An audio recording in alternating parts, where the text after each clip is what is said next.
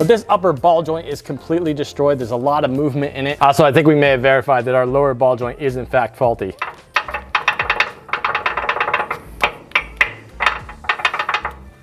Yeah, I think that was bad. So much better. No more play top to bottom. No more play side to side. This front end is done. Look at that. We're actually dead on with this. I'm a little bit surprised. I thought that was gonna be a little bit larger, but that is right at 15 thousandths. So that's fantastic. Okay, we've got all of our rings loaded up. Our pistons ready to go. Let's go ahead and get our new rod bearings in and start putting these things in. Now when you put the rod bearing in place, there are little tangs here on the edge, and that is where the tang on the rod bearing itself goes into.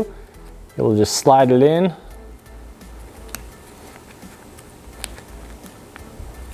There we go, it's exactly in place. Now we're gonna go ahead and put some assembly lube on here so that it'll be nice and lubed up before we actually fire up the engine. We'll do both sides and get it in. And also on these, the tangs for the bearings match each other, so they'll go on the same side. It makes it really easy to know how to put it together. One more thing I forgot to mention, when you're installing these pistons, you'll want to go ahead and lube up the bores as much as you can with some oil. Just make it nice, some nice clean oil in there. Go ahead and make for a nice smooth surface for these rings to go ahead and slide into. Makes it a lot easier to install. Plus it kind of pre-oils the cylinders so they're ready to go when you first fire the engine. Also, when putting the piston in, if you're already using a piston rod combo that's connected already, notice that there'll be an F on the piston that'll say for front of the engine. Also on top of the piston, there's a little arrow embossed into it, just printed on there actually. And so that arrow goes to the front of the engine as well. So that helps you know which way these things go on. So there's a whole lot of different piston ring compressors out in the market. Some better than others. This is like basically the cheapest one you can buy from the auto parts store. This is like 10, 12 bucks, something like that. It does work, but it is rather finicky. So when you actually get it put on over the piston, you want to make sure it goes down basically almost to the skirt here, almost to the edge of the skirt, and then start tightening it up. And you want to try to keep it as flat as you can because the edges will like to separate a little bit.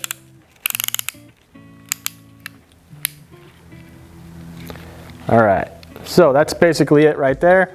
Again, make sure your orientation of your piston is correct. Slip it down in there. There we go. And what you want to do is give it a few taps around the edge to make sure it's completely seated to the deck surface. Then go ahead and send it home. Just like that. So now we're going to repeat that same process 8 times. We'll go ahead and flip this thing over and get all these connecting rods installed.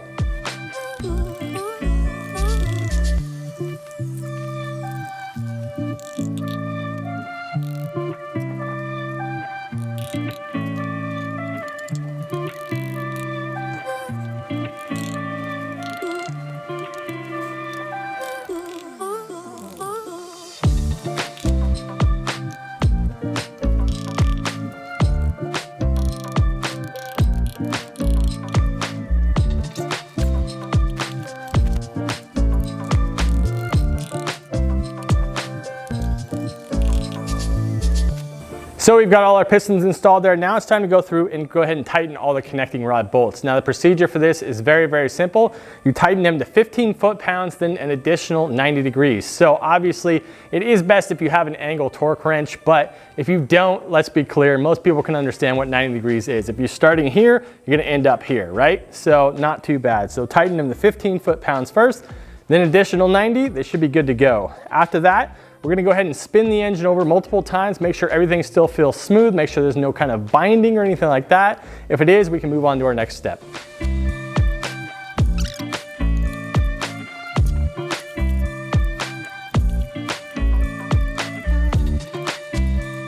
All right, got our initial 15 foot-pound pass done. Now we're on to the 90-degree turn. And this tells me what the actual foot-pounds are when you finish doing the 90 degrees. So all of these should be within a similar range, within a few foot-pounds of each other. We'll find out. That one's 53.3 foot-pounds. 51. There we go, now we get full. That one's a little shorter. That one's around 48. So I might give that one just a little tweak just because.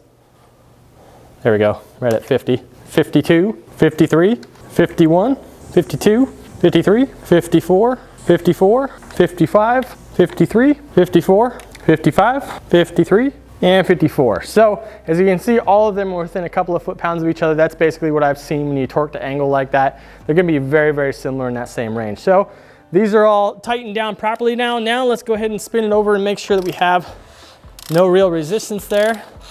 It all feels great to me. You are going to have just a little bit of resistance from these piston rings themselves scraping up and down the cylinder walls. Totally normal. What you're looking for is binding or hard spots where it's like easy to turn and then hard to turn, something like that. Or if it's just really, really hard to turn to begin with. I'm not using a whole lot of effort, but it's very consistent pressure all the way through the stroke. So you know that everything is spinning like it should. So I think our bottom end here is looking pretty good. I think it's time to flip it over and either put the cylinder heads on or we can work on the front timing area. So our short block is all set up. We're gonna move on to timing of the engine. Now this is one of those procedures that I feel like people tend to overcomplicate. It's really not that tricky. You've got one crankshaft and you got one camshaft. So you're only dealing with 2 timing marks. So it's not that bad, pretty straightforward. I'm gonna give you an overview of it here and then I'm gonna show you up close what I'm talking about. So the very first thing we need to do is we need to set the crankshaft to top dead center for the #1 piston. Now, how do we do that? Well, obviously, if it's on a stand and your heads are off, this is super easy because you basically just bring up the piston completely flush with the deck surface, and there you go, you're in time. But also, if you do have the cylinder head still on the vehicle, the way you check to see if it's in time is that the oil pump drive gear has a dot on the face of one of the teeth. Now, it's a very small dot. It can be very difficult to see. Especially, it's almost impossible to see if you still have the oil pump on there. So you gotta have the oil pump off so you can see that dot, but that dot needs to go exactly at the 6 o'clock position, pointing straight down. That's how you know your crankshaft is in position for timing. Camshaft is the exact opposite. This little dowel pin here on the cam, you wanna have this facing at the 12 o'clock position because that is directly in line with the timing gear on the cam sprocket. So they're directly opposite from each other. You got 12 o'clock for the cam, 6 o'clock for the crank. At that point, you know that you are in time and you can put this timing chain on. A couple of points about the timing chain setup here. You can see that I went ahead and splurged for a new set on there. Kind of makes sense with 196,000 miles on there to get a new timing set. So you have to slide these on as a pair. You can't put the chain on after the fact. There's not enough slack for that, so they have to be slid on together. So go ahead and make sure that your cam is correctly placed and your crank is correctly placed and it will slide right on. Another thing to note, when you have the oil pump drive gear off, when the crankshaft is in time, this keyway here on the crankshaft is going to be about between 1 and 2 o'clock position. That's another indicator that you're in the right spot. Now, as far as the chain itself goes, there are plated links on there, which means essentially colored links that can help you line up your timing marks. Now, the twin plated links go on either side of the camshaft sprocket timing mark. The single plated link goes directly on the tooth that has a timing mark on the crankshaft timing gear.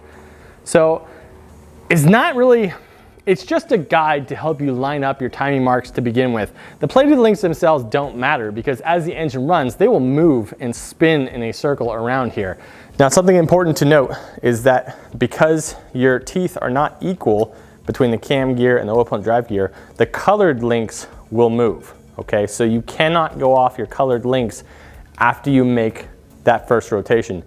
Eventually, if you do enough rotations, they'll line back up again, but even after just 2 rotations of the crankshaft, they're completely off from where they were before. So don't go by the colored links after you've set the initial timing. As soon as you move that crankshaft, don't worry about the colored links anymore. All you're gonna worry about is the Boston timing mark in the camshaft gear and in the oil pump drive gear themselves.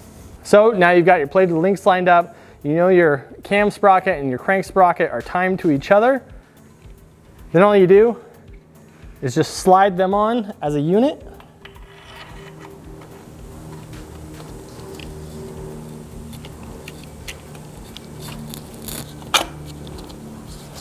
There we go. It's as simple as that.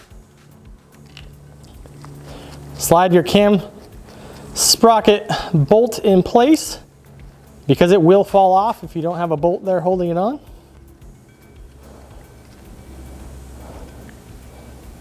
There we go.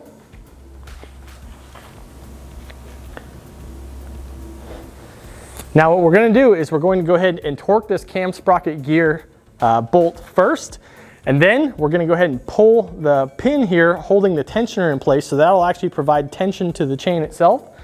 And after we've checked that tension, we're gonna go ahead and spin the crankshaft over about 4 different times and then reset the crank mark to the top dead center for #1 piston. And then we're gonna verify that once this crank is in the correct position, we'll verify that the cam mark is also still in the correct position.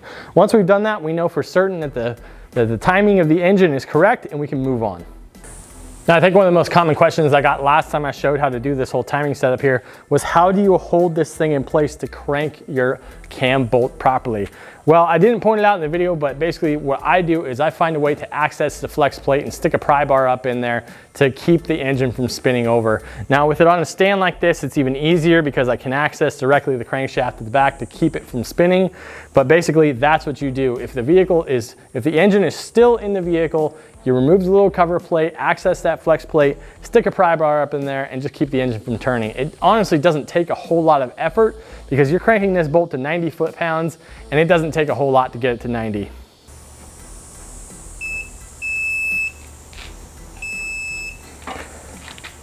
There we go. So let's go ahead and pull the tensioner here. So our crank is back in time here. Our #1 piston is at top dead center. I'm gonna go ahead and spin this thing over about 4 full rotations, and then we'll see where we stand with our timing marks.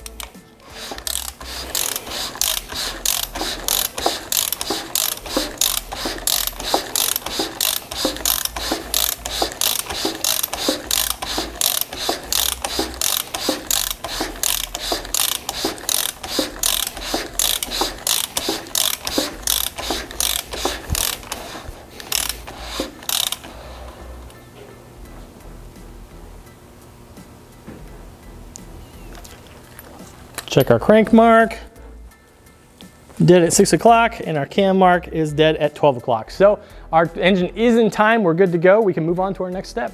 Time to put the oil pump on. Now, to get it lined up with the drive gear, it's a little bit finicky. Sometimes you have to give it a little wiggle, a little shake. Try to get the teeth lined up.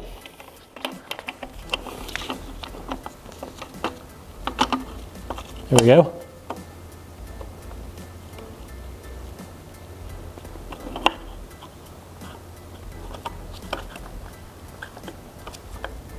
All right, and there is not a gasket or a seal that goes on the back side of this pump. It just slides up directly to the actual face, the machine surface of the block. Torque spec on these oil pump bolts is 18 foot-pounds.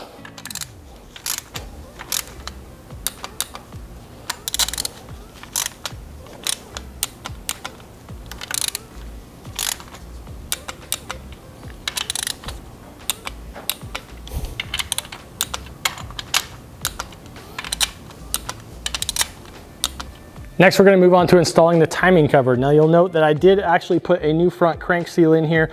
Honestly, the Hemi front crank seals don't have a huge problem with leaking, so oftentimes you won't need to replace this, but this did come as part of a kit that I had purchased, so I went ahead and installed it. On the back side here, you'll notice that I have a new timing cover gasket in here. You will need a new one of these. These are always flat. What they are is a pressed-in seal that has a V-shaped edge to it, ridge that basically seals it. You do not need to put any sort of additional sealant on here, no RTV, nothing like that.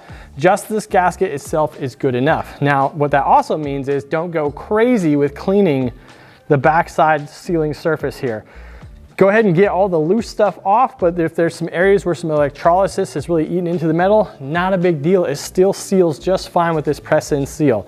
So again, just clean it up simply, get it nice and ready to go, install your new press-in seal, clean up the facing here of the block where it goes. Again, you're going to see a little bit of electrolysis here, especially on an older engine like this, where it has eaten into the metal a little bit. Not a big deal. I'm telling you, this seal will hold. If you go to the outside, you can hold it. So don't try to get all the little marks out of it because you'll mess up that sealing surface. Just clean it up, get it ready to go.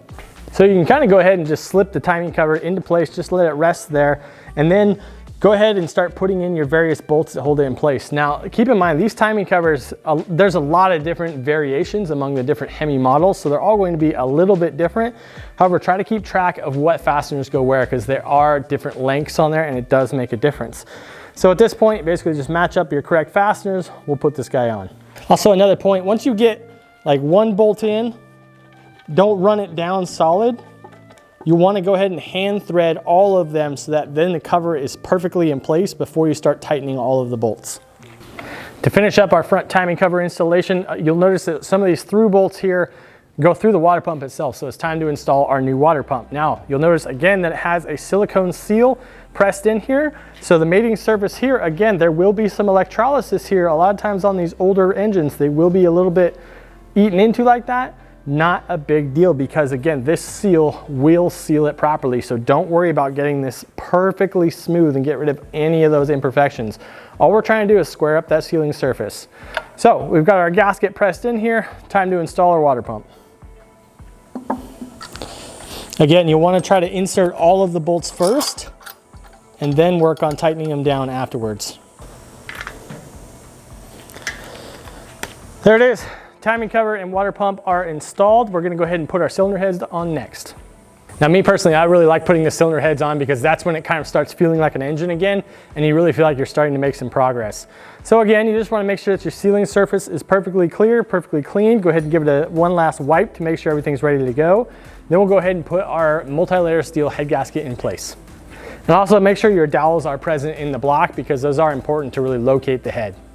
So your cylinder head gaskets, as you can see, they are a multi-layer steel design, and all of this black that you see here is actually a sealer that is bonded to the surface of these that helps to seal with these things. Now, very easy to install these things to get them correct because they are marked. They have a R for right side here, and it also says top down here, so you know which direction it goes on. Go ahead and get those on, locate it with the dowels.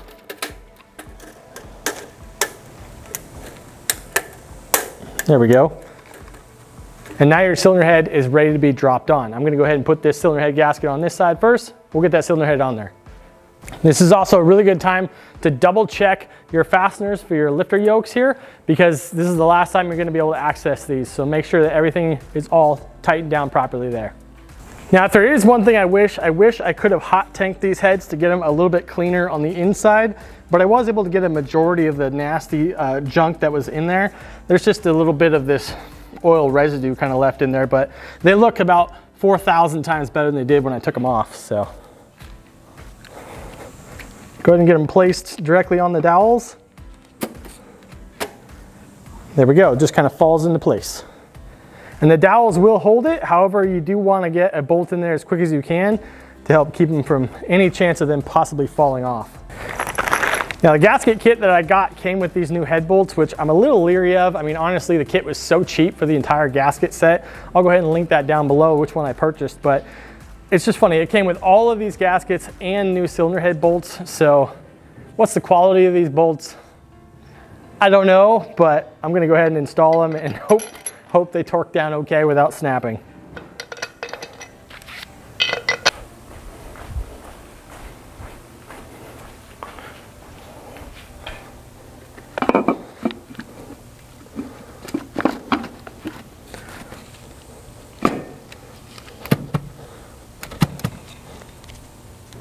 So the first step I take when I'm putting the cylinder heads on is I go ahead and run all of these cylinder head bolts down with a little 1/4 inch impact with my 15 mil wobbly on there.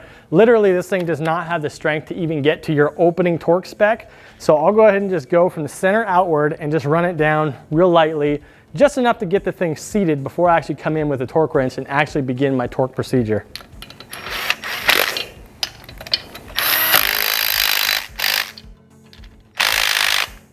What this does is it helps to get the head evenly set down flat so that when I begin my torque procedure, it's very, very even all the way across. I'm not running into like spots where it's not as tight as other spots. So anyway, it's just a good quick early step. Also, the bolts should run down cleanly, very smoothly, and only get tight right at the very end. If you're starting to tighten it down and about halfway it starts to struggle, even with this gun, take it back off. There's something wrong. Something is binding in there. You don't want to do that. These ones pulled down very, very evenly, no problem at all. I think we're ready to begin our torque spec. So to begin our cylinder head torque spec here, we're gonna do a run of 25 foot-pounds. Again, we're gonna move from the center outward and get it all evenly torqued down to 25 foot-pounds.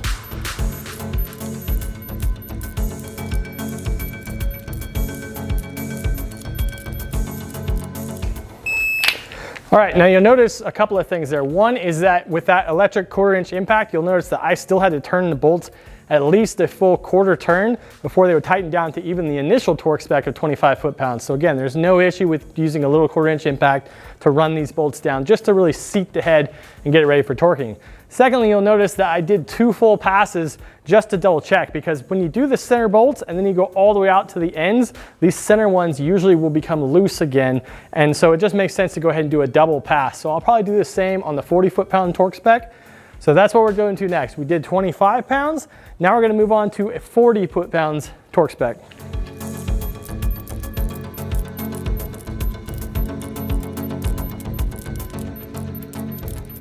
So we've done our 40 foot-pounds torque spec pass from the center out there. We went ahead and checked it a second time just to make sure it was all even across the board. Now the third step is to do a 90-degree turn. So again, a torque angle wrench is the best choice for this. However, you can do it if you can keep track of exactly how far you're turning these things. Now, as an alternative to that, I will say that most of the time when I'm tightening down these head bolts, they're going to tighten down in the vicinity of somewhere between 93 to like 98 foot-pounds. It's usually somewhere in that range. So I'm gonna go ahead and start torquing these down, and I'll let you know what they actually come out to. Once again, starting from the center outward. So that one came to 99 foot-pounds.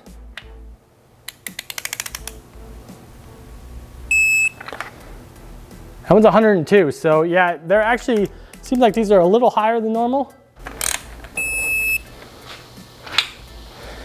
Okay, so we've done our 3 passes there. We did our 25 foot-pounds, we did our 40 foot-pounds, and now we've done our 90-degree angle. So this head, these cylinder bolts are fully torqued. Now the bolts along the top edge here, the 10mm ones, you want to torque those to 15 foot-pounds and then 25 foot-pounds as a final torque spec. So let's go ahead and get those done. Once again, starting from the center and moving your way outward. All right, let's move to 25 foot-pounds.